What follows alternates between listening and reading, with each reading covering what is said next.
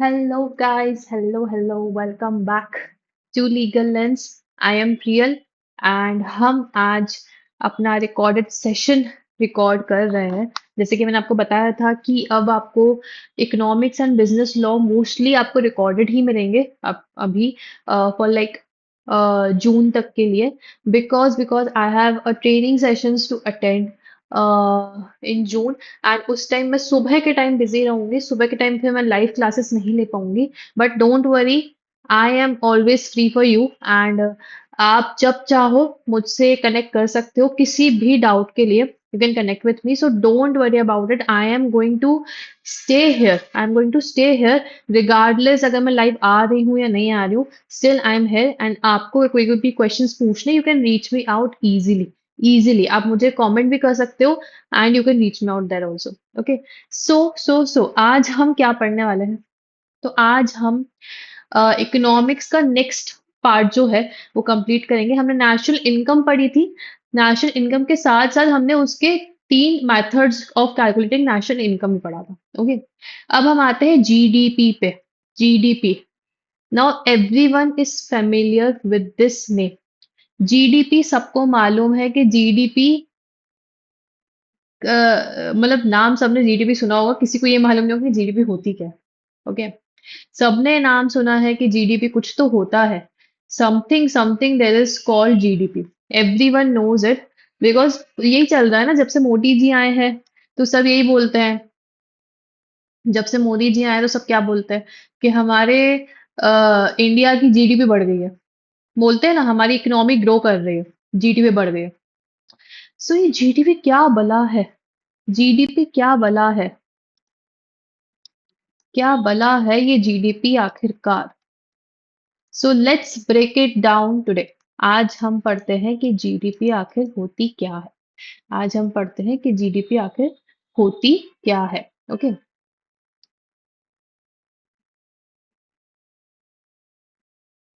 अरे कहाँ गया जीडीपी? कहाँ गया?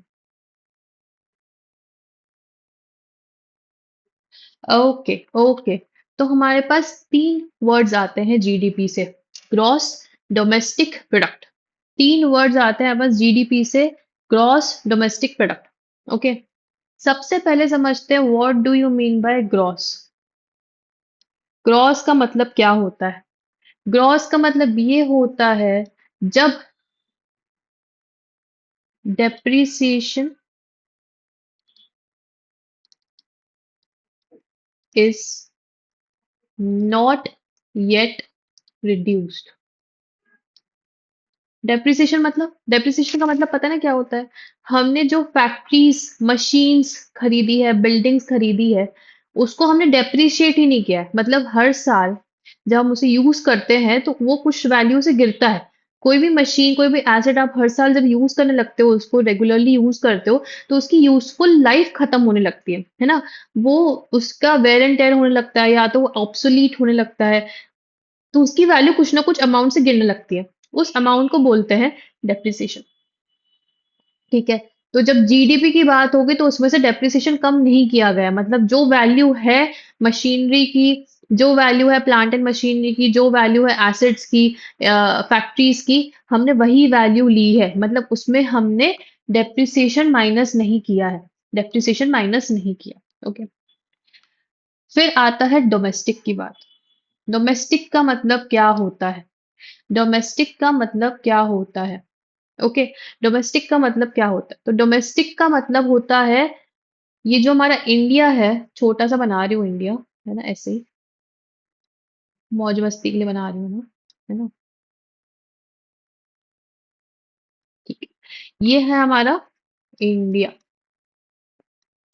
इंडिया में कुछ भी प्रोडक्शन होगा इंडिया के अंदर, ठीक है, भले बाहर की कंपनी हो। यहाँ पे चाइना की कंपनी आके बैठी है, ठीक है, ये है चाइना की कंपनी, है ना?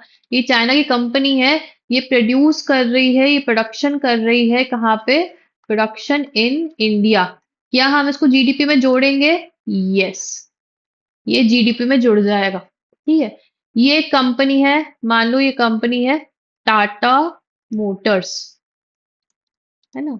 ये है इंडियन कंपनी, टाटा मोटर्स एक इंडियन कंपनी है, ठीक है। टाटा मोटर्स क्या है? एक इंडियन कंपनी है। ये बाहर जाके, बाहर इंडिया की टेरिटरी के बाहर जाके कुछ प्रोडक्शन कर रही है, ठीक है। प्रोडक्शन आउटसाइड इंडिया, ठीक है। प्रोडक्शन इसका कहाँ हो रहा है? Outside India. क्या ये जीडीपी में काउंट होगा? नहीं, ये जीडीपी में काउंट नहीं होगा। जो भी चीज इंडिया की टेरिटरी के अंदर प्रोड्यूस हो रही है, चाहे वो बाहर की कंपनी हो, चाहे वो घर की कंपनी हो, उससे फर्क नहीं पड़ता। अगर वो इंडिया के अंदर आके प्रोड्यूस कर रहे हैं, तो वो कहाँ का प्रोडक्शन में आ जाएगा? वो इंडिया का प्रोडक्शन में आ जाएगा। उसको हम जीडीपी में जोड़ेंगे, उसको हम जीडीपी में जोड़ेंगे। बट हमारी इंडियन कंपनी अगर बाहर जाके प्रोडक्शन कर रही है, इंडिया में नहीं कर रही, बाहर जाके प्रोडक्शन कर रही है, तो उसको हम जीडीपी में नहीं जोड़ेंगे, नहीं ऐड करेंगे। उसके बाद आता है प्रोडक्ट। प्रोडक्ट का क्या मतलब होता है? प्रोडक्ट का मतलब होता है all final goods and services produced in India.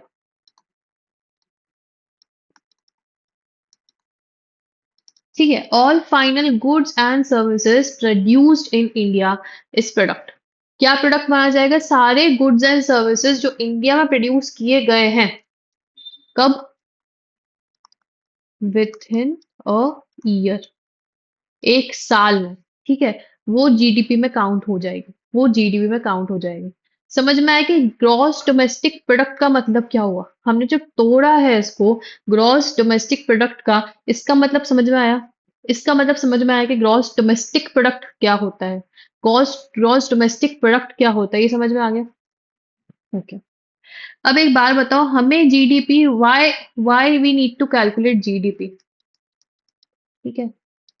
Why we need to calculate GDP, ठीक है।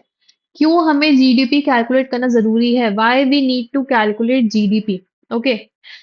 एक बात बताओ, आप स्कूल में थे, ठीक है। आप जब स्कूल के बच्चे थे, जब स्कर्ट पहन के आप जाते थे स्कूल में, है ना। जब स्कर्ट पहन के आप स्कूल में जाते थे, ठीक है, आप स्कूल में थे, है ना। तो आप जो भी टेस्ट देते थे, ठीक है, टेस्ट की क्या आती थी? रिजल्ट आता था, रिपोर्ट कार्ड आता था, है ना। अब आपके रिपोर्ट कार्ड में मान लो आ गए हैं 80%, wow, 80%, but you still not happy. यार 80% से क्या होता है, मेरे को तो 90% चाहिए, ठीक है। फिर दूसरी बार टेस्ट हुआ, दूसरी बार फिर टेस्ट हुआ, ठीक है। फिर रिजल्ट आया, रिजल्ट में आपके आ गए 87%। क्या है ये? इम्प्रूवमेंट है? इम्प्रूवमेंट है कि नहीं? है ना, इम्प्रूवमेंट हुई है। अगर मान लो कि रिजल्ट आता ही नहीं है ना, रिजल्ट आता ही नहीं है, आप सिर्फ पढ़ाई कर रहे हो, बैठे बैठे पढ़ाई करे जा रहे हो, करे जा रहे हो, कोई रिजल्ट नहीं आ रहा, आपको पता ही नहीं है आप इम्प्रूव कर रहे हो कि नहीं कर रहे हो, आपको पता ही नहीं है कि आप कितनी पढ़ाई कर रहे हो, आपको पता ही नहीं है कि इससे होने क्या वाला है ना, क्या चीज होगी इससे, क्या आप वो चीज करोगे? नहीं करोगे, ठीक है। नहीं करने वाले, वो चीज करने ही नहीं वाले। सेम चीज होती है कंट्री में। अगर कंट्री में कुछ चीज ही नहीं है हमें देखने के लिए कि यार हम इकोनॉमी को ग्रो करना, जो मकसद आ रहा है इकोनॉमी को ग्रो करने का, जो हमारे पास एक मिशन मोड है कि इकोनॉमिक ग्रो करनी है, इकोनॉमिक ग्रो करनी है, तो ग्रो करनी है, पर उसके पैरामीटर्स कैसे डिसाइड होंगे यार? हमें कैसे पता चलेगा कि इकोनॉमिक ग्रो हो रही है कि नहीं ग्रो हो रही है? हमें कैसे पता चलेगा कि इम्प्रूवमेंट हो रहा है कि नहीं हो रहा है? कैसे पता चलेगा कि हमें इम्प्रूवमेंट हो रहा है कि नहीं हो रहा है? उसके लिए होती है जीडीपी, जहां हम कितना इनकम प्रोड्यूस कर रहे हैं, प्रोडक्शन कितना कर रहे हैं, सर्विसेज कितनी प्रोड्यूस कर रहे हैं, वो सब हमको कहाँ पता चलेगा? यहाँ पे जीडीपी में पता चलता है, ठीक है। तो हमको, मतलब गवर्नमेंट को क्या पता चलना चाहिए कि इकोनॉमी ग्रो हो रही है कि नहीं, इकोनॉमी की ग्रोथ कितनी है, ठीक है। इन्फ्लेशन कितना है, इन्फ्लेशन कितना हो गया है, ठीक है। उसके बाद इनकम लोगों की इंक्रीज हो रही है कि नहीं, इनकम इंक्रीज हो रही है कि नहीं, ये हमको देखना है, ठीक है। बिजनेसेस इंप्रूव हो रहे हैं कि नहीं, जो भी कंट्री में है, तो बिजनेस इम्प्रूव हो रहा है कि नहीं वो देखना है हमको। ओके। उसके बाद हमारे कंट्री में गरीबी बहुत है, तो क्या पावर्टी रिड्यूस हो रही है कि नहीं, ऐसे बहुत सारे फैक्टर्स होते हैं। ऐसे बहुत सारी चीजें होती हैं जो हम चेक करते हैं। तो अगर गवर्नमेंट को इस सब चीजों के लिए कोई डेटा ही नहीं मिलेगा, कोई पैरामीटर ही नहीं मिलेगा, तो कैसे अपने आप को इम्प्रूव करेंगे? कैसे अपने आप को इम्प्रूव करेंगे? अगर आपके पास रिजल्ट आ ही नहीं रहा है, किसी चीज का रिपोर्ट कार्ड ही नहीं है आपके पास, कोई डेटा ही नहीं है आपके पास, आप कैसे इम्प्रूव करोगे उसको? So it is important to have a data, है ना? इसलिए हम जीडीपी कैलकुलेट करते हैं कि हमारे पास एक डेटा रहे कि हमारी इकोनॉमी ग्रो कर रही है कि नहीं। ठीक है। तो वैसे ही एक कंट्री में जीडीपी और नेशनल इनकम निकालना ये बहुत जरूरी होता है। नेशनल इनकम हम पढ़ के आए थे, नेशनल इनकम क्या होती है? एक कंट्री में जो लोग हैं, जो कंट्री के लोग हैं, कितनी इनकम कमा रहे हैं, that is called national income. ठीक है, that is called national income. Same GDP का कंसेप्ट है कि जीडीपी में ये आता है कि हम कितना प्रोडक्शन कर रहे हैं, कितना प्रोडक्शन कर रहे हैं, है ना? कितना प्रोडक्शन कर रहे हैं वो आता है जीडीपी में। ओके। कितना प्रोडक्शन कर रहे हैं वो आता है जीडीपी में। अब मैंने आपको ग्रॉस डोमेस्टिक प्रोडक्ट समझा दिया कि जीडीपी क्या होता है। अब आता है methods to calculate GDP. Methods to calculate GDP. जो तीन मेथड्स तुमको याद है वो तीन मेथड्स लिख दो यहाँ पे। पहला क्या था? प्रोडक्ट मेथड, वो लिख दो यहाँ पे। सेकंड क्या था? इनकम मेथड, वो लिख दो यहाँ पे। थर्ड क्या था? एक्सपेंडिचर मेथड, वो भी लिख दो यहाँ पे। जो हमने नेशनल इनकम कैलकुलेट करने के लिए पढ़े थे, सेम मेथड जीडीपी कैलकुलेट करने के लिए, सेम मेथड जीडीपी। और नेशनल इनकम और जीडीपी में एक और चीज सिमिलर है कि आप हमेशा फाइनल गुड्स एंड सर्विसेज को लेके चलते हो। फाइनल गुड्स एंड सर्विसेज को लेके चलते हो, आप डबल काउंटिंग नहीं करते, डबल काउंटिंग नहीं करते। समझ में आया डबल काउंटिंग का मतलब क्या है? डबल काउंटिंग का मतलब समझ में आता है? फॉर एग्जाम्पल, आपने ब्रेड के लिए वीट उगाई थी, है ना? रोटी बनाने के लिए वीट उगाई थी, कितने में? 30 रुपीज में। उसके बाद आपने आटा बना के बेचा था कितने में? 50 रुपए में। उसके बाद आपने रोटी बना के बेची आटे से, कितने में? 90 रुपए में, है ना? इसका टोटल कितना हो रहा था? इसका टोटल कितना हो रहा था? 140, 170, है ना? बट एक्चुअल रोटी कितने प्राइस की है? 90 रुपीज की है ना? तो 170 कहाँ से आ गया? वो हो गई डबल काउंटिंग। वो क्या हो गई? Double counting. क्योंकि हमने जो प्रोड्यूस होके आया है हमारे पास, उसकी प्राइस तो कम करी नहीं ना हमने। करी नहीं, जब हमने वैल्यू एडिशन को नहीं देखा, हमने पूरा टोटल प्राइस देख लिया। हमें सिर्फ वैल्यू एडिशन ही देखना था इसमें, है ना? तो डबल काउंटिंग नहीं करनी है, डबल काउंटिंग हमको नहीं करनी है ना? तो एक ये चीज रहती है। इसलिए हम हमेशा फाइनल गुड्स एंड सर्विसेज की जो प्राइस है उसको लेके चलते हैं, उसको लेके चलते हैं। Okay. Yes. So methods to calculate GDP. कितने मेथड है? तीन मेथड है जीडीपी कैलकुलेट करने की। पहला है प्रोडक्ट मेथड हमारा, सेकेंड है हमारा इनकम मेथड, और थर्ड है हमारा एक्सपेंडिचर मेथड। इन तीन मेथड से हम जीडीपी कैलकुलेट करते हैं। इन्हीं तीन मेथड से हम नेशनल इनकम भी कैलकुलेट करते थे। ठीक है, इन्हीं तीन मेथड से। प्रोडक्ट मेथड क्या था? वैल्यू एडिशन वाला था। याद आ रहा होगा ना आपको? अगर याद नहीं है तो पुराना जाके देख लो। याद नहीं है तो पुराना जाके देख लो। वैल्यू एडिशन मेथड था। सेकंड था हमारा इनकम मेथड। इनकम मेथड क्या था? हम फैक्टर इनकम को देखते थे। हम देखते थे फैक्टर इनकम को जाके। और एक्सपेंडिचर मेथड क्या था? इसके लिए जीडीपी की क्या रहेगा? यहाँ पे क्या था? GDP is equals to wages plus rent plus interest plus profit. जो चार फैक्टर ऑफ प्रोडक्शन से फैक्टर इनकम आ रही है, वो जीडीपी इनकम मेथड के हिसाब से। एक्सपेंडिचर मेथड में क्या था? Consumption plus investment plus government को जो पैसा गवर्नमेंट ने जो पे किया है, माइनस नेट एक्सपोर्ट्स। याद आ रहा है? याद आ रहा है? माइनस नेट एक्सपोर्ट्स याद आ रहा है ना? कि क्या था net exports? Exports minus imports it's net exports, ठीक है।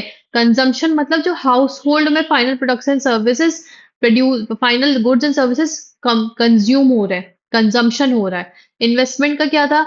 इन्वेस्टमेंट में जो भी इन्वेस्टमेंट बिजनेसेस कर रहे हैं अपना बिजनेस चलाने के लिए, इन्वेस्टमेंट जो कर रहे हैं वो इन्वेस्टमेंट में आता है। एंड गवर्नमेंट क्या पे कर रही है, गवर्नमेंट क्या दे रही है प्रोडक्शन करने के लिए, गवर्नमेंट कितना खरीद रही, कितना कंज्यूम कर रही गुड्स एंड सर्विसेज को, उसको भी यहाँ पे काउंट किया जाता है ना। फिर एक्सपोर्ट्स, नेट एक्सपोर्ट्स को लिया जाता है सब, नेट एक्सपोर्ट्स प्लस होते हैं, ठीक है, नेट एक्सपोर्ट्स प्लस होते हैं, ठीक है। एक्सपोर्ट्स माइनस इंपोर्ट्स का जो आता है फिगर वो कहलाता है नेट एक्सपोर्ट्स, उसको हम प्लस करते हैं जीडीपी में, उसको हम प्लस करते हैं जीडीपी में। समझ में आया? समझ में आ गया? जीडीपी का कंसेप्ट में और नेशनल इनकम का कंसेप्ट में एक चीज समझ में आई, एक चीज क्या समझ में आई, इनमें क्या डिफरेंस है, इन दोनों में डिफरेंस क्या है? पहला तो net factor income from abroad, उसको हम क्या कर रहे थे, उसको हम नेशनल इनकम से क्या करते थे, हम उसको नेशनल इनकम में ऐड करते थे। Net factor income from abroad को हम नेशनल इनकम में ऐड करते थे। जो भी इनकम रेसिडेंट ऑफ इंडिया ने फॉरेन से कमाई है उसको हम ऐड करते थे। माइनस क्या है, माइनस क्या करते थे, जो भी फॉरेनर्स ने इंडिया में आके कमाया है, जो भी फॉरेनर्स ने इंडियन से कमाया है उसको हम माइनस करते थे, ठीक है। ये चीज जीडीपी कंसेप्ट में नहीं आती। जीडीपी में क्या आता है, जो प्रोडक्शन हुआ है, इनकम नहीं देख रहे हैं यहाँ पे, कितनी इनकम हुई है वो नहीं देखते, जितना प्रोडक्शन हुआ है वो देखते हैं, जितना प्रोडक्शन हुआ है वो देखते हैं। तो कहाँ पे प्रोडक्शन हुआ है? इंडिया की टेरिटरी के अंदर, इंडिया का मैप ध्यान रख लो, इंडिया की टेरिटरी के अंदर जितना प्रोडक्शन हुआ है, चाहे वो बाहर की कंपनी करे चाहे वो घर की कंपनी करे, जितना प्रोडक्शन हुआ है वो जीडीपी में आता है, जितना प्रोडक्शन हुआ है वो जीडीपी में आता है, ओके, वो जीडीपी में आता है। उसके बाद एक और कंसेप्ट आता है। पहले तो हम लोग ये देखते हैं कि जीडीपी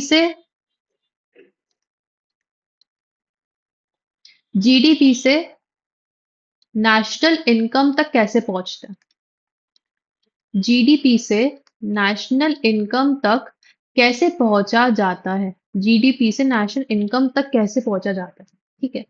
बिकॉज आपको दिखने में तो दोनों सेम लग रहे हैं, उनका जो मेथड भी है कैलकुलेट करने का वो भी सेम है, तो जीडीपी और नेशनल इनकम तक पहुंचने का रास्ता ही आपको डिफरेंस बताएगा, ठीक है। पहली बात तो जीडीपी क्या है, पहली बात तो जीडीपी क्या है वो समझ लो पहले तो, है ना। तो जीडीपी क्या होता है, पहले मैं आपको एक एग्जांपल देती हूँ, उससे समझते हैं पहले तो, है ना। 1 सेकेंड, एक एग्जांपल देते हैं, उससे समझते हैं, उससे हमको समझ में आएगा कि जीडीपी से नेशनल इनकम तक हमें कैसे पहुंचना है, ओके। फॉर एग्जाम्पल, एक एग्जाम्पल हम लेके चल रहे हैं यहाँ पे कि टोटल प्रोडक्शन कितनी हुई है, मान लो टोटल प्रोडक्शन हुई है 1000 CR की, ठीक है। उसके बाद डेप्रिसिएशन कितना है, 100 CR का। उसके बाद क्या है, इनडायरेक्ट टैक्सेस है, कितने के, 80 CR के। उसके बाद आती है सब्सिडीज, है ना। समझ में आ रहा है सब्सिडीज क्या होती है, इनडायरेक्ट टैक्सेस, टैक्सेस क्या होता है, इनडायरेक्ट मत समझो, टैक्सेस क्या होते हैं। फिर net factor income from abroad कितना, 50 CR का, ओके। अब हम इस एग्जांपल से पहुंचेंगे, कहाँ पहुंचेंगे, जीडीपी से नेशनल इनकम तक पहुंचेंगे। पहली बात तो जीडीपी क्या हुई, जीडीपी हुई हमारा टोटल प्रोडक्शन, जितना प्रोड्यूस किया है दैट इज जीडीपी, जितना प्रोड्यूस किया that is GDP which is 1000 CR, ये हमारा जीडीपी है, ये हमारा जीडीपी है। उसके बाद आता है जीएनपी, ये है डोमेस्टिक,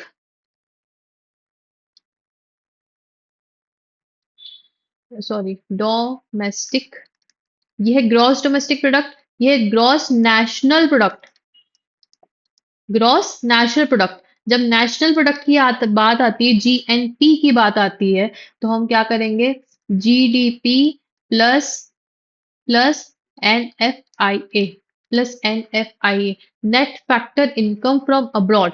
वो अगर नेशनल नेशनल की जब बात कर रहे हैं तो NFIA जुड़ जाता है। जब हम डोमेस्टिक की बात करते हैं तो उसमें NFIA नहीं जुड़ता। ठीक है, तो GNP ये हो गया। तो GNP में क्या आया, 1000 प्लस 50, तो ये हमारा हो गया 1050 CR। ओके, उसके बाद आता है NNP। NNP ये क्या हुआ, नेट नेशनल। ये क्या हुआ, नेट नेशनल। इसमें क्या आएगा, इसमें आएगा GNP जो हमने निकाला था, which was 1050 CR। 1050 CR minus depreciation, क्योंकि ये नेट पे आ गया, अभी ग्रॉस पे नहीं है। जब नेट पे आता है तो क्या करते हैं, ग्रॉस को अगर नेट बनाना है तो क्या करेंगे, डेप्रिसिएशन माइनस करोगे। तो इसमें से अपन क्या करेंगे, -100 CR करेंगे, विच वुड बी 950 CR। तो हमारा NNP कितना आया, 950 CR। ये सारे कंसेप्ट आप अभी पढ़ोगे भी, ये आप सारे कंसेप्ट मैं आपको पढ़ाऊंगी भी अभी, है ना, तो डोंट वरी अबाउट इट। फिर हमारा आता है इसके बाद national income. National income, national income calculate करने का क्या है, 950 CR, सॉरी कितना हमारा था, NNP। NNP minus taxes plus subsidies. Subsidies को हम इंक्लूड, सब्सिडीज को क्यों वापस क्यों डाल रहे हैं हम, एनएनपी में प्लस क्यों कर रहे हैं, क्योंकि सब्सिडीज हम माइनस नहीं करेंगे, हम टैक्सेस माइनस करते हैं। सब्सिडीज माइनस नहीं करते, टैक्सेस माइनस करते हैं। सब्सिडीज तो हमको मिल रही है ना ऐसे ही, तो हम उसको अपने पास रखेंगे, है ना। 950 करोड़ माइनस टैक्सेस कितने थे, टैक्सेस थे हमारे 80 CR के, प्लस सब्सिडीज है 20 CR की। इसका क्या हो रहा है, 890 CR। ये हमारा है नेशनल इनकम। तो जीडीपी 1000 CR है, बट नेशनल इनकम इतना रिफाइन होके आता है, इतना रिफाइन होके आता है। उसमें डेप्रिसिएशन माइनस होगा, उसमें टैक्सेस माइनस होंगे, सब्सिडीज प्लस होंगी, उसके बाद उसमें net factor income from abroad भी प्लस होगा। ये सब होने के बाद नेशनल इनकम निकल के आता है। ये सब होने के बाद नेशनल इनकम निकल के आता है। This is the difference between GDP and national income. GDP and national income का ये डिफरेंस होता है। Okay, now let's go back to our chapter and read this point. GDP का हम पूरा पॉइंट समझ लेते हैं। Okay, so GDP is the total value of goods and services produced within the domestic territory of a country during a year। ठीक है, तो value of goods and services produced domestic territory of India of the country में during a year. It is calculated at market price and therefore it is referred as GDP at market price. इसको क्या बोलते हैं, GDP at market price। इसके बाद एक factor cost पे भी होता है जीडीपी, वो अपन बाद में समझेंगे अगली क्लास में। Let's keep it simple right now. ठीक है, मार्केट प्राइस जो मार्केट में उस वैल्यू, गुड्स एंड सर्विस की जो वैल्यू है, उस प्राइस पे जब हम कैलकुलेट करते हैं उसको बोलते हैं जीडीपी।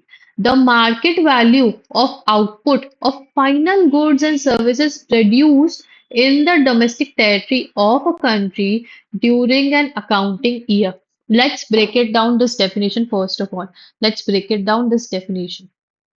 ठीक है, यहाँ पे अपन ब्रेक डाउन कर रहे हैं किसको, डेफिनेशन को ब्रेक डाउन कर रहे हैं।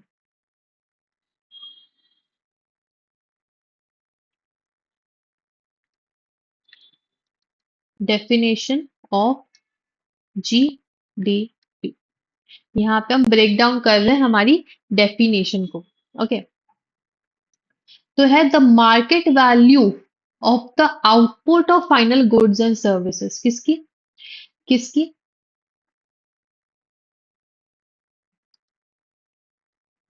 अरे ओ,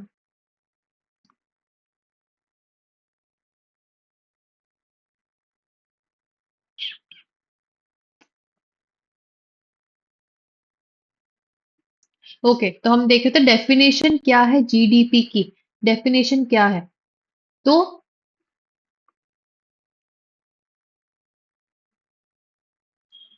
प्रोडक्ट्स एंड सर्विसेज। कौन से वाले, final, final products and services की market value at market value of final products and services, ठीक है, फाइनल गुड्स एंड सर्विसेज की, of final goods and services produced in the domestic territory, ठीक है। और ये कहाँ प्रोड्यूस हो रही है? Produced in a domestic territory of a country, और कब हो रहा है? Within a year, within a year. समझ में आया? ये तीन चीज इंपॉर्टेंट है। मार्केट वैल्यू पे, produced in the domestic territory of a country, second point ये इंपॉर्टेंट है। And third, with in a year, this is the definition of GDP, ठीक है। ठीक है। Final goods and services produced in a domestic territory at a market value with in a year, ऐसे भी लिखोगे तो भी definition of GDP is completed for you, it is completed for you. This is definition of GDP. Okay, next आते हैं। Next क्या बोल रहे हैं? Methods of measuring GDP. GDP method measure करने के तीन मेथड्स है जो मैं आपको बताइए, थ्री अप्रोचेस हैं। Product method, income method, expenditure method. मैं आपको तीन मेथड्स बताई थी। पहला आता है प्रोडक्ट, जिसको बोलते हैं वैल्यू एडेड मेथड ऑल्सो, जो हम पढ़ चुके हैं बहुत अच्छे से एक एग्जाम्पल में। Under the product method, the value of all goods and services produced in different industries during a year is added together. ठीक है, हर इंडस्ट्रीज में जो भी गुड्स एंड सर्विसेज प्रोड्यूस हुई है, final goods and service produce हुई इन a year, उसको हम ऐड कर लेते हैं, also known as value added method. और GDP at factor cost by industry of origin, इसमें items included. GDP at factor cost मतलब कि हम जो प्रोडक्शन हो रहा है ना, वहां से हम उसकी कॉस्ट निकाल के ले रहे हैं, अलग अलग सेक्टर से कॉस्ट ला रहे हैं, ठीक है। तो यहाँ पे क्या हो रहा है, इंडिया की जीडीपी क्या होगी? Sum of all gross value added crosses all sectors, जैसे कि agriculture and light services, manufacturing, electricity, banking, business, other services, mining, construction, transport, communication, trade, real estate, public administration, defence, इन ये सब sectors के नाम बता रहे हैं, ठीक है, अलग अलग सेक्टर्स के नाम बता रहे हैं जो जीडीपी के कैलकुलेशन में जुड़ी हुई होती है, जो जुड़ी हुई होती है। Does GDP under product method is equals to sum of gross value added across all the above factors? Gross का मतलब क्या होता है? ठीक है, जिसमें डेप्रिसिएशन अभी तक रिड्यूस नहीं किया गया है, डेप्रिसिएशन अभी तक रिड्यूस नहीं किया गया, उसको बोलते हैं ग्रॉस। जबकि नेशनल इनकम में हम डेप्रिसिएशन माइनस करते थे, ठीक है। सेकंड हमारा आता है इनकम मेथड। इनकम मेथड जो भी फैक्टर्स ऑफ प्रोडक्शन थे, ठीक है, sum of all factors income earn by people who produce goods and services during the year.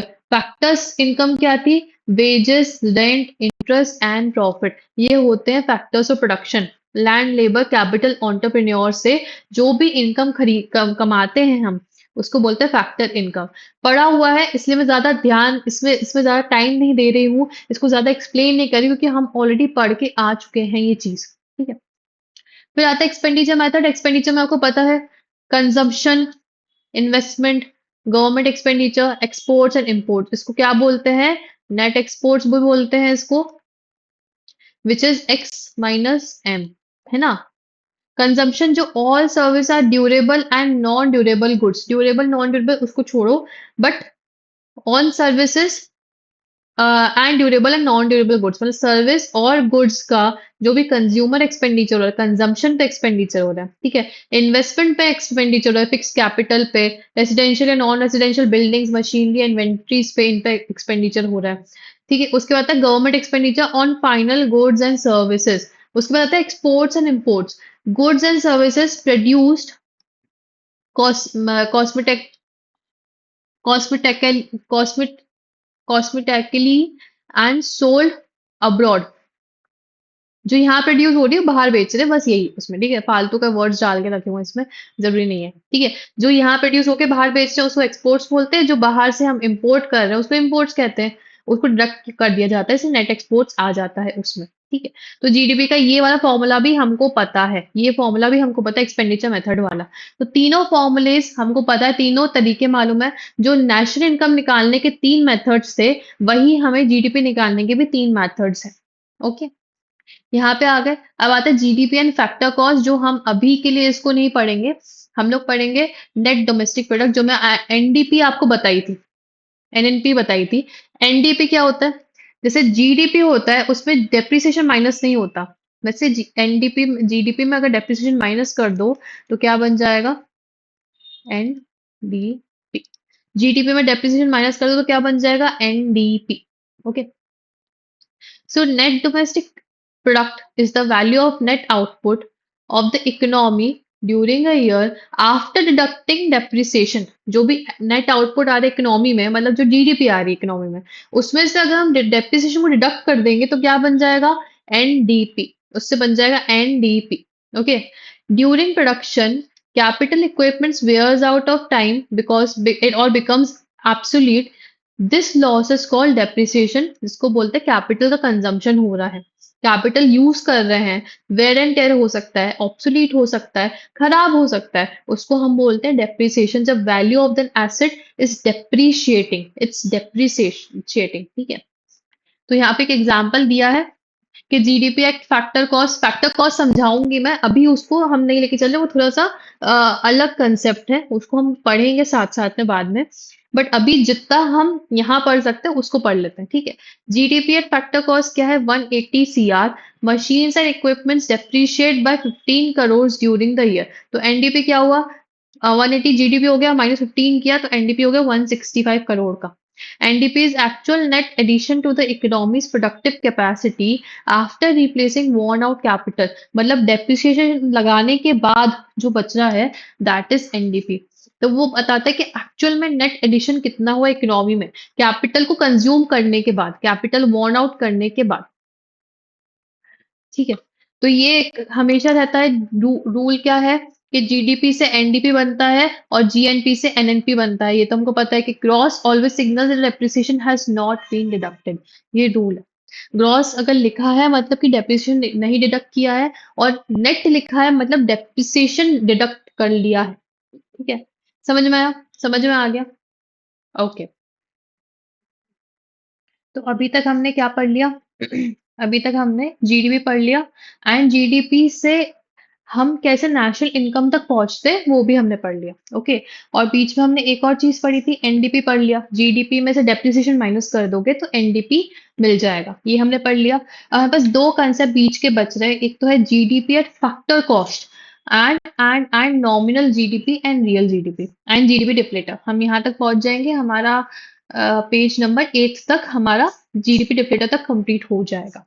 ठीक है, अभी सबसे पहले अपन क्या पढ़े? सबसे पहले अपन पढ़ते हैं जीडीपी एट फैक्टर कॉस्ट। सबसे पहले अपन पढ़ेंगे जीडीपी एट फैक्टर कॉस्ट क्या होता है। ठीक है, अभी अभी अपन ने जीडीपी पढ़ा है ना।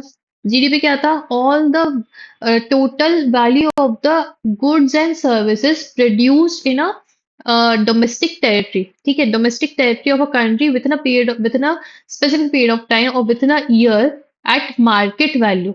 क्या पढ़ा? At market value. जो हमारा यहाँ पे हमने जीडीपी की डेफिनेशन लिखी, हमने क्या लिखा था? एट मार्केट वैल्यू लिखा है हमने। क्या लिखा है? Eight market value. तो जो अभी हमने जीडीपी पढ़ा वो पढ़ा था हमने जीडीपी एट मार्केट प्राइस, है ना। वो हमने पढ़ा था जीडीपी एट मार्केट प्राइस। अब एक और कंसेप्ट आता है जिसको बोलते हैं जीडीपी एट फैक्टर कॉस्ट। क्या बोलते हैं? जीडीपी एट फैक्टर कॉस्ट, है ना।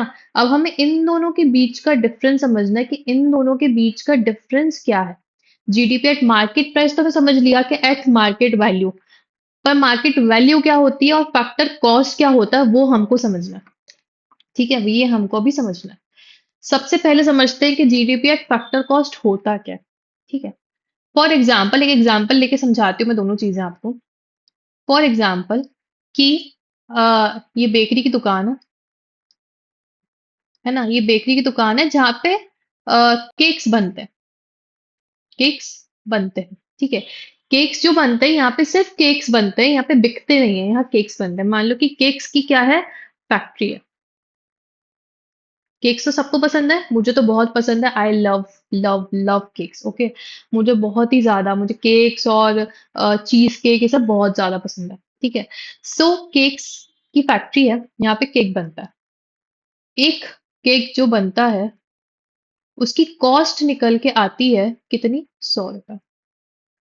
100 रुपए में क्या जुड़ा हुआ है, यहाँ पे 100 रुपए में कॉस्टिंग में जो हम सैलरी और वेजेस दे रहे हैं, वेजेस और सैलरी दे रहे हैं किसको, हमारे क्या बोलते हैं, एम्प्लॉयज को, ठीक है, शेफ को, ठीक है, जो हम शेफ को वेजेस एंड सैलरी दे रहे हैं वो इसमें जुड़ा हुआ है। ओके, इसमें क्या जुड़ा है कॉस्ट में, और हम केक की कॉस्ट की बात करें ना, कॉस्ट में क्या जुड़ा है, कॉस्ट में और क्या जुड़ा है, कॉस्ट में जुड़ा है हमारा प्रॉफिट। ठीक है, हमारा प्रॉफिट जुड़ा हुआ है। और क्या जुड़ा है, कॉस्ट में जो ये फैक्ट्री पे जिस बिल्डिंग जहां पर है लैंड का रेंट जुड़ा हुआ है, जो हमने रेंट पे किया है। ओके, तो ये मोटा मोटा ये तीन चार चीजें जुड़ी हुई हैं उसमें, ये तीन चार चीजें जुड़ी हुई हैं इसमें, किसमें, 100 रुपए में, कॉस्ट में, कॉस्ट पे जुड़ी हुई है। ओके, तो ये हो गई फैक्ट्री से निकलने वाली फैक्ट्री कॉस्ट, इसको क्या बोलते हैं, फैक्ट्री कॉस्ट। अब ये बन गई है 100 रुपए की, मैं इसको 100 रुपए में बेचने के लिए तैयार हूँ। अब मेरे को इसको कहाँ बेचने जाना पड़ेगा, अगर मुझे एक केक बेचने के लिए जाना है तो मैं जाऊंगी मार्केट में। ये रहा मेरा मार्केट, ये है मेरा मार्केट। मैं मार्केट में जाऊंगी, मैं मार्केट में केक सेल करने के लिए जाऊंगी, है ना। क्या ग्लिच हो रहा है, क्या ग्लिच हो रहा है क्या ग्लिच, यस ग्लिच हो रहा है। यार ये ग्लिच क्यों हो रहा है यार, क्या करूं मैं इसका, मैं सीरियसली क्या करूं, मुझे वो बताओ, क्या करूं मैं इसका, कैसे इस ग्लिच को कम करूं।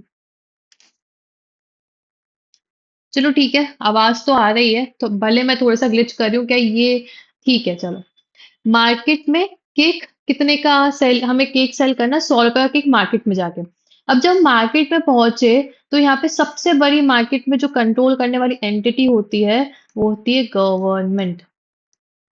मार्केट में होता है गवर्नमेंट का कंट्रोल। अब आप ऐसी मार्केट में सेल नहीं कर सकते, गवर्नमेंट लगाएगी आपके ऊपर टैक्सेस, है ना, या आपको दे देगी सब्सिडी। दोनों चीज कर सकती है, या तो आपके ऊपर टैक्स लगा देगी या तो सब्सिडी लगा देगी। अब जो आप 100 रुपए का मार्केट में बेचने के लिए गए थे, जो आपका फैक्ट्री का कॉस्ट था 100 रुपए का, उस पे गवर्नमेंट ने लगा दिया 20 रुपए का टैक्स, इनडायरेक्ट टैक्स। ठीक है, 20 रुपए के टैक्सेस उसने वहां पे लगा दिए आपकी उस पर। ओके, उसके बाद बोला कि चलो अब आपकी कॉस्ट कितनी हो गई, 120 रुपए की हो गई, ये प्लस हो गया। बट उनने बोला कि चलो हम आपको, आप नई, अभी नई कंपनी हो, छोटी हो, स्मॉल एंटरप्राइजेस हो, तो हम आपको कुछ सब्सिडी भी देते हैं बिजनेस करने के लिए। तो हमने आपको 10 रुपए की सब्सिडी दे दी एक चीज पे ना, हमको सब्सिडी मिल गई, तो अब हमारी प्राइस कितनी हो गई, 110 रुपए की हो गई। ठीक है, तो ये क्या प्राइस है जो हम मार्केट पे बेच रहे हैं, इसको बोलेंगे मार्केट प्राइस, इसको क्या बोलेंगे, मार्केट प्राइस। और जो यहाँ फैक्ट्री से निकली थी जिसको हम फैक्ट्री कॉस्ट बोलते हैं, उसको क्या बोलेंगे, फैक्टर कॉस्ट। जो मार्केट, जो फैक्ट्री से निकलने के बाद जो हमारी कॉस्ट थी, उसमें क्या कंपोनेंट्स थे, जो भी हमारे फैक्टर ऑफ प्रोडक्शन के कंपोनेंट्स थे, जो फैक्टर ऑफ प्रोडक्शन को हम जो पे कर रहे थे, जैसे कि वेजेस, सैलरी पे की, प्रॉफिट, रेंट, ये जो पे किया, जो वो कॉस्ट बनी है उसको बोलते हैं फैक्टर कॉस्ट। जब फैक्टर कॉस्ट हम मार्केट में लेके गए और गवर्नमेंट का कंट्रोल, गवर्नमेंट का इंटरफेरेंस हो गया टैक्सेस सब्सिडी के नाम पे, तो टैक्सेस जोड़े, सब्सिडी माइनस करी, तो कितना हो गया, 110 हो गया। 110 हमारी मार्केट की वैल्यू है, तो ये हो गई मार्केट प्राइस। ये क्या हो गया, market price. This is the difference between factor cost and market price. This is the difference between factor cost and market price. अब जरा मैं आपको यहाँ पे और अच्छे से लिख के बता देती हूँ, है ना। इस एग्जाम्पल को हम थोड़ा सा नीचे लेके चलते हैं।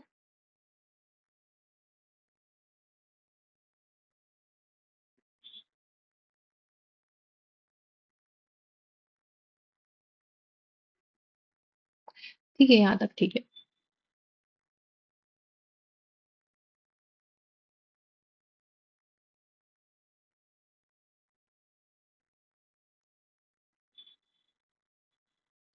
तो जीडीपी एट फैक्टर कॉस्ट अगर आपको कैलकुलेट करना है, जीडीपी एट मार्केट प्राइस चलो आपको कैलकुलेट करना है कि अगर हमें GDP at market price calculate करना है तो क्या फॉर्मूला होगा? Factor cost plus taxes minus subsidy. ठीक है, इसको हम नेट इनडायरेक्ट टैक्स भी बोलते हैं। इसको नेट इनडायरेक्ट टैक्स भी बोलते हैं। ये मोटा मोटा ये हमारा एक फॉर्मूला है इसका। अब आपको समझ में आया कि मार्केट प्राइस में और फैक्टर कॉस्ट में क्या डिफरेंस है? समझ में आ गया? ये चीज समझ में आ गई? Now let's go back to our notes and then see what is what. Okay, तो यहाँ पे बोल रहे हैं जीडीपी एट फैक्टर कॉस्ट, क्या बोल रहे हैं ये बोल रहे हैं कि is the sum of net value added by all producers within the country. मतलब कि जो आपने वैल्यू ऐड करी है, मतलब कि आपकी क्या हो गई? कॉस्ट हो गई। आपने उसमें बनाने के लिए वेजेस सैलरी दी थी फैक्टर्स ऑफ प्रोडक्शन को, रेंट की कॉस्ट है, आपकी कैपिटल की इन्वेस्टमेंट की कॉस्ट है ना, इंटरेस्ट वाला, आपका प्रॉफिट है, तो ये हो गया वैल्यू एडिशन, ये वैल्यू एडिशन हो गया। तो जो भी नेट वैल्यू एडेड है by all producers within the country, since net value added is distributed as income to factors of production. Net value added क्या है? नेट वैल्यू एडेड क्या है? नेट वैल्यू एडेड है वो uh, net value added is distributed as income to factors of production।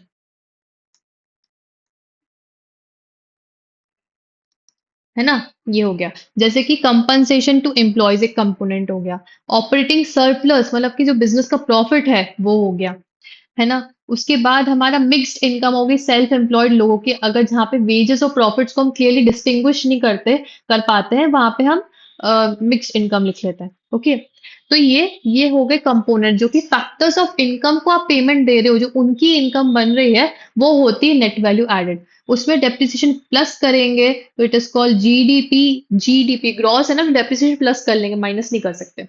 अगर minus है तो plus करेंगे, अगर कुछ नहीं हुआ डेप्रिसिएशन का तो उसको वैसे ही रहने देंगे। ओके, इसको बोलते हैं GDP at factor cost.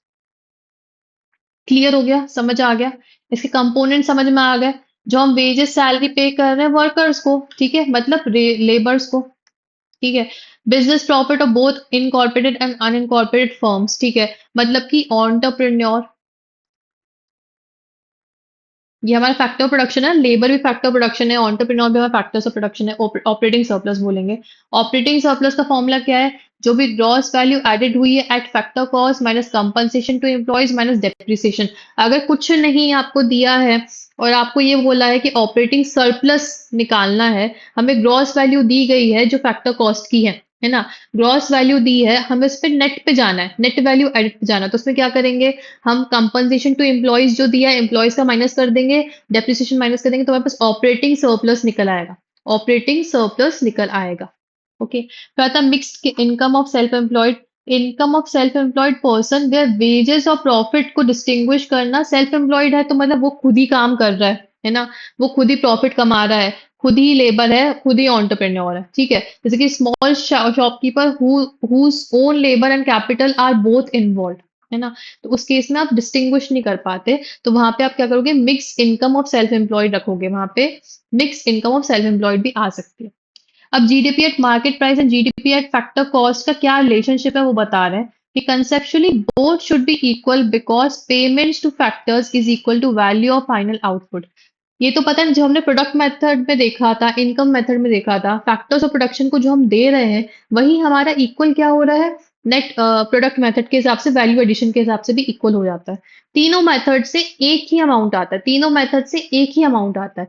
However, they differ because GDP at market price include indirect taxes and GDP at market price exclude subsidies। मतलब क्या? जीडीपी एट मार्केट प्राइस में हम क्या करते हैं? इनडायरेक्ट टैक्स को इंक्लूड करते हैं, है ना, एंड क्या करते हैं?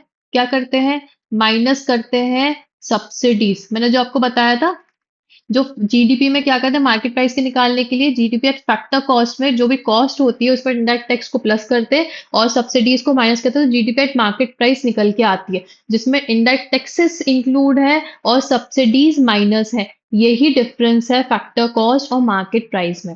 फैक्टर कॉस्ट जो फैक्ट्री से जो निकला है तब उसकी कॉस्ट क्या है, और मार्केट तक पहुंचते पहुंचते गवर्नमेंट का बहुत इंटरफेरेंस हो गया उसमें, गवर्नमेंट का इंटरफेरेंस बहुत हो गया, तो मार्केट प्राइस चेंज हो गई है। सिर्फ इस वजह से वैल्यू जो है चेंज हो जाती है जीडीपी एट मार्केट प्राइस की and GDP at factor cost की। समझ में आया? यहाँ पे एक एग्जांपल दिया हुआ है, यहाँ पे ये बताया हुआ है कि क्या इसी का जो मैंने आपको बताया था, मैंने आपको क्या बताया था, GDP at factor cost plus indirect taxes minus subsidy, उसी का उल्टा कर दिया इन लोगों ने, उसी का उल्टा यहाँ पे ऊपर कर दिया इन्होंने ना, देख रहे हो, उल्टा ही कर दिया उन्होंने। तो क्या निकल के आया था हमारा, जीडीपी एट मार्केट प्राइस निकल के आया था।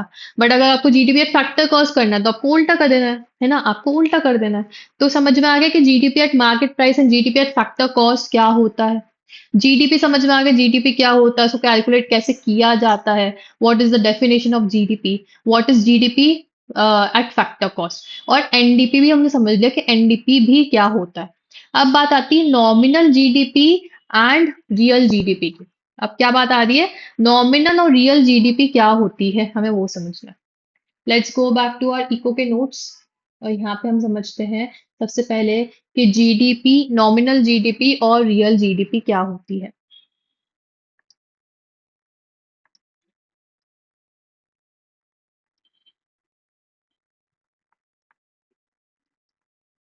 Nominal GDP versus real GDP.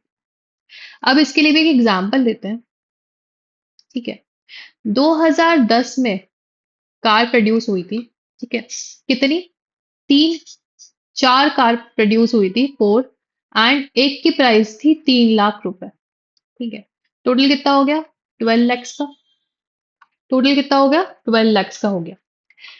वहीं 2019 की देखें हम तो कार प्रोड्यूस हुई, कितनी हुई, तीन कार प्रोड्यूस हुई, बट अब उसकी एक की प्राइस कितनी हो गई, 6 लाख रुपए।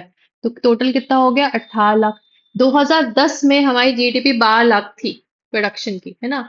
2019 में कितनी होगी, 18 लाख, जबकि हमने प्रोड्यूस तो कम किया है ना, पर वैल्यू इंक्रीज हो गई। ये वैल्यू इंक्रीज क्यों हुई है, because of inflation in the market, in the market, okay, because of inflation in the market, inflation की वजह से मार्केट में प्राइस चेंज हो गई है। तो जब हम ऐसे जीडीपी कैलकुलेट करते हैं मार्केट प्राइस को लेके, तो इसको बोलते हैं GDP, nominal GDP, GDP at current price, GDP at current price इसको बोलते हैं, which is called nominal GDP, जब हम करंट प्राइस क्या चल रही है उसके हिसाब से ले रहे हैं। वही आप यहाँ पे देखो कि 2010 में कार बनाई थी चार, है ना, 2019 में कार बनाई तीन। हमारी पहले जब हमने कार बनाई थी तो वैल्यू थी सेम कार की 3 लाख रुपए, और अब इन्फ्लेशन को हम ले ही नहीं रहे पिक्चर में, इन्फ्लेशन को पिक्चर में ही ले रहे, अभी भी हम वैल्यू क्या रख रहे हैं, 3 लाख रुपए। तो जब जो 12 लाख की कार बन गई थी, 12 लाख की जीडीपी हो गई थी, अभी कितने की हो गई, 9 लाख की जीडीपी। तो इसको बोलते हैं GDP at constant price, GDP at constant price. अब क्यों ऐसा हो रहा है, नॉमिनल जीडीपी कभी भी एक्चुअल जीडीपी शो नहीं करता, एक्चुअल जीडीपी शो नहीं करता, नॉमिनल जीडीपी कभी एक्चुअल जीडीपी शो नहीं करता। बिकॉज इसी एग्जांपल में समझो, हमारी कार की प्राइस इन्फ्लेट हुई है, प्राइस इन्फ्लेट हुई है, इन्फ्लेशन की वजह से इन्फ्लेट हुई है, जबकि कार सेम है, कार सेम है, कार में कोई चेंजेस नहीं हुए, कार सेम है, बट प्राइस इन्फ्लेट होगी, 3 से 6 लाख रुपए हो गई।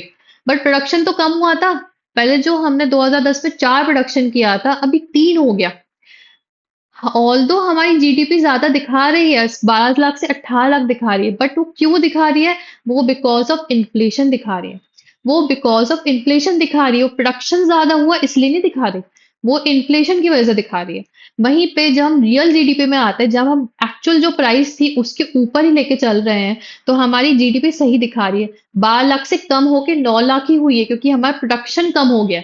जीडीपी क्या दिखाता है? डोमेस्टिक प्रोडक्शन दिखाता है ना, ग्रॉस डोमेस्टिक प्रोडक्ट दिखाता है, मतलब आपने कितना प्रोडक्शन किया। यहाँ पे प्रोडक्शन हुआ ही नहीं है, इस केस में प्रोडक्शन हुआ ही नहीं, ज्यादा कम ही हुआ है। बट अमाउंट जीडीपी का ज्यादा क्यों दिखा रहा है? Because of inflation. Because of inflation की वजह से जो इम्पैक्ट हुआ है, इसलिए दिखा रहा है। तो नॉमिनल जीडीपी कभी भी एक्चुअल जीडीपी शो नहीं करती, हमें रियल जीडीपी पे जाना पड़ता है। और रियल जीडीपी पे जाने के लिए हम जीडीपी डिफ्लेटर यूज करते हैं, वो हम समझेंगे बाद में। Let's go and read what is difference between nominal and real GDP as per our notes. Okay, तो nominal GDP, it is the value of goods and services produced in a year measured at current market price. Current market price. It is expressed in money terms, rupees. ठीक है. Limitations क्या है nominal GDP की? कि money is not stable. Value of money is not stable. वो बढ़ती घटती रहती है. ठीक है.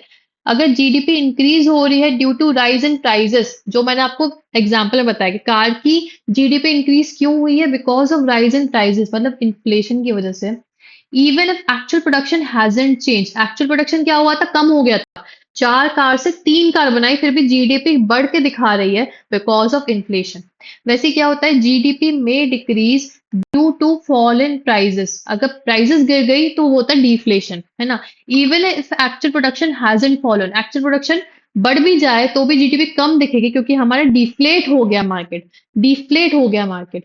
Does nominal GDP does not reflect the true economic condition of a country. कभी भी वो सही जीडीपी नहीं दिखाती, कभी वो ट्रू इकोनॉमिक कंडीशन जीडीपी नहीं दिखाती, नॉमिनल जीडीपी नहीं दिखाती। ओके, बट रियल जीडीपी में एक नहीं होता। Real GDP is GDP measured at constant prices, मतलब बेस ईयर की प्राइस।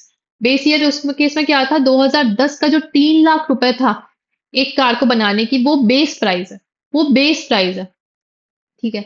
आगे के साल में भी हम बेस प्राइस से कैलकुलेट करेंगे, जिससे हमें एक एक्चुअल पिक्चर मिले कि हमारी इकोनॉमी ग्रो हुई है कि नहीं हुई है।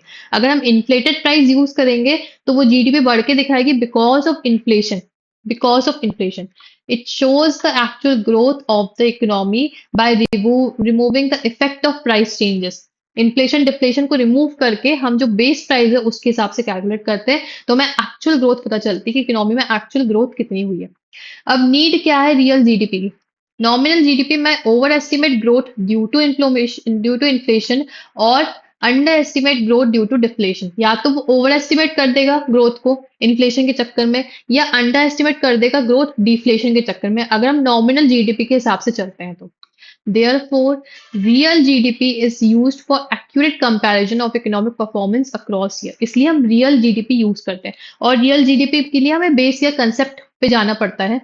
बेस ईयर कंसेप्ट क्या होता है? A base year selected with the price level is considered normal.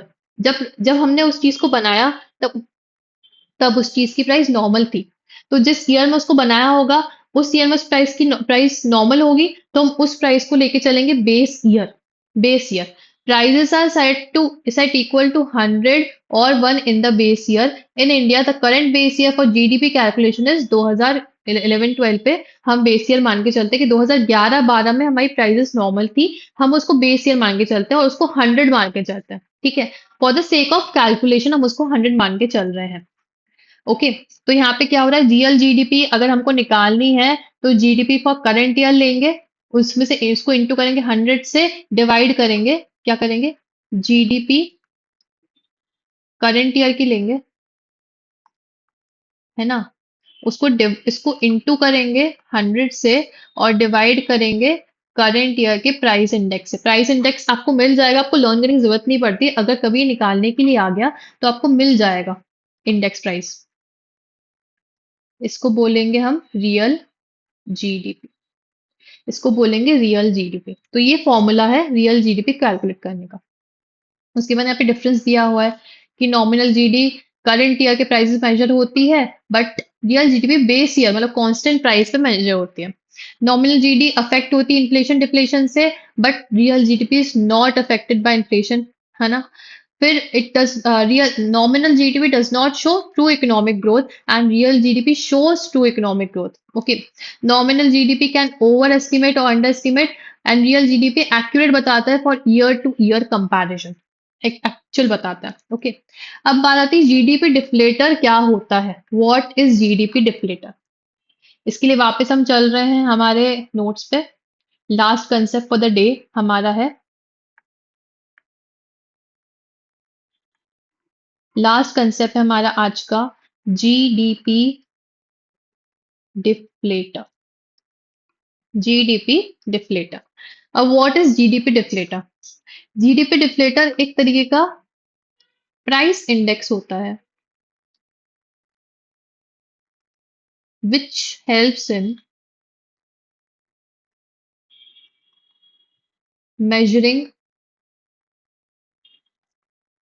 Inflation.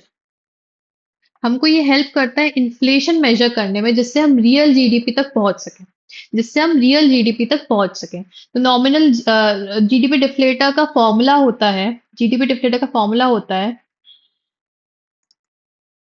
Nominal GDP divided by real GDP into 100, into 100। जैसे कि हम यहाँ पे ऊपर देखते हैं इस वाली चीज में कि नॉमिनल जीडीपी कितनी थी, 18 लाख रुपए थी, 18 लाख रुपए थी, और रियल जीडीपी क्या थी, 9 लाख थी, सॉरी 12 लाख थी, है ना। रियल जीडीपी 12 लाख थी, इंटू 100 करेंगे तो हमारा आ गया 200, हमारा आ गया 200। एक सेकेंड ना, कैलकुलेट करके भी देखते हैं। नहीं, उसी सेम ईयर की कैलकुलेट करते हैं, पर 9 लाख से कैलकुलेट करेंगे। ओके, एक सेकेंड ना।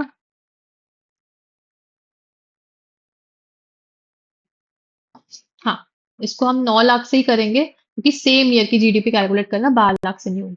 9 लाख से करेंगे, 9 वन जा 9, 9 टू जा 18, 200 से 200 से 200, ठीक है। 2 को 100 से इंटू करेंगे तो 200 आएगा, तो हमारी जीडीपी इन्फ्लेट कितनी हुई, 200 हो गई, हो गए। इसको इसको अपन कैसे मेजर करेंगे? अब इसको मेजर करने के तीन तरीके होते हैं। ओके, अगर GDP is more than GDP deflator, अगर जीडीपी डिफ्लेटर की वैल्यू मोर देन 100 आ रही है तो क्या बोलेंगे? अगर जीडीपी डिफ्लेटर की वैल्यू लेस देन 100 आ रही है तो क्या बोलेंगे?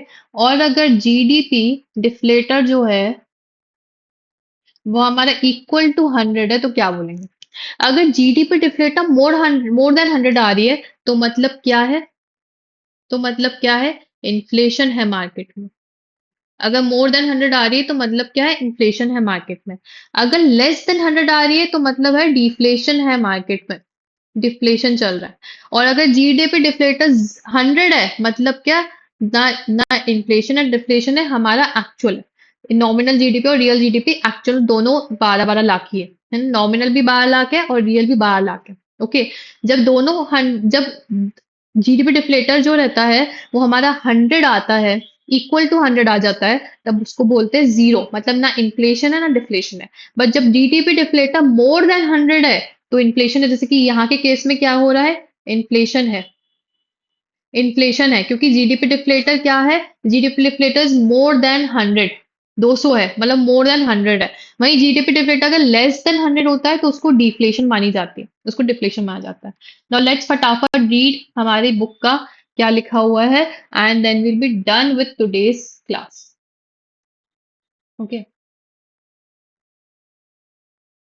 ओके, सो जीडीपी डिफ्लेटर क्या है? प्राइस इंडेक्स है measuring changes in the overall price level of goods and services included in GDP. हम प्राइस लेवल ओवरऑल चेंज हुई है मेजरिंग करते चेंज, ठीक है। It is use to convert nominal GDP into real GDP. हम ये किस लिए यूज करते हैं कि हम नॉमिनल जीडीपी को रियल जीडीपी में कन्वर्ट कर सके। इसका formula nominal GDP upon real GDP into 100, ये बता चुकी हूं मैं। उसके बाद यहाँ पे भी ये लिखा है डिफ्लेटर इज मोर देन 100 तो इन्फ्लेशन है मार्केट में, सिंस बेस प्राइस। डिफ्लेटर 100 है तो सेम प्राइस लेवल चल रही है, और डिफ्लेटर लेस देन 100 है तो डिफ्लेशन चल रहा है। जो मैंने आपको बताया था अपने चार्ट में वही चीज है यहाँ पर। ओके, समझ में आ गया? समझ में आ गया? हम अपनी लाइफ में यहाँ तक पहुंच चुके हैं। अब हमें आगे 9th पेज से पढ़ना है। ओके, हमें आगे 9th पेज से पढ़ना है। हम बिल्कुल आधे में आ चुके हैं इस चैप्टर के भी, कि एक दो क्लासेस में आई थिंक कि ये चैप्टर भी कंप्लीट हो जाएगा, फिर हम थर्ड चैप्टर पे चले जाएंगे अपने इकोनॉमिक्स के। अब आप देख रहे हो कितनी जल्दी स्पीड पकड़ रहा है, कितनी जल्दी हमको फटाफट अब आगे बढ़ना है, कितना जल्दी जल्दी कितना कुछ पढ़ना है। और बहुत सारे क्विक रिवीजन्स मेरे ऊपर बर्डन अभी बन चुके हैं कि मुझे बहुत सारा अपलोड भी करना है, तो मैं भी अपना जो बैकलॉग है उसको कंप्लीट करते जाऊंगी, आप भी अपना बैकलॉग कंप्लीट करते जाइए। ओके। ओके। और हाँ, लास्ट क्लास, हाँ ठीक है, आप भी अपना बैकलॉग कंप्लीट करते जाइए। लास्ट क्लास में मुझसे किसी ने पूछा था कि कैलकुलेटर यूज कर सकते हैं कि नहीं। सो यस, कैलकुलेटर आप यूज कर सकते हो। आप साइंटिफिक कैलकुलेटर यूज नहीं कर सकते, जो नॉर्मल कैलकुलेटर आता है ना, वो आप यूज कर सकते हो, वो आप लेके जा सकते हो। ओके। So yes. ओके। तो अब हम नेक्स्ट क्लास में मिलते हैं, फिर हम नेक्स्ट आगे का पढ़ेंगे। आपको, मेरे को समझ में आ गया होगा कि आपको नेशनल इनकम, जीडीपी, एनडीपी ये समझ में आ चुका होगा कि नॉमिनल रियल जीडीपी क्या होता है और जीडीपी डिफ्लेटर क्या होता है। Okay. I hope you understood it, है ना? And now let's meet in next class, and तब तक के लिए बाय बाय।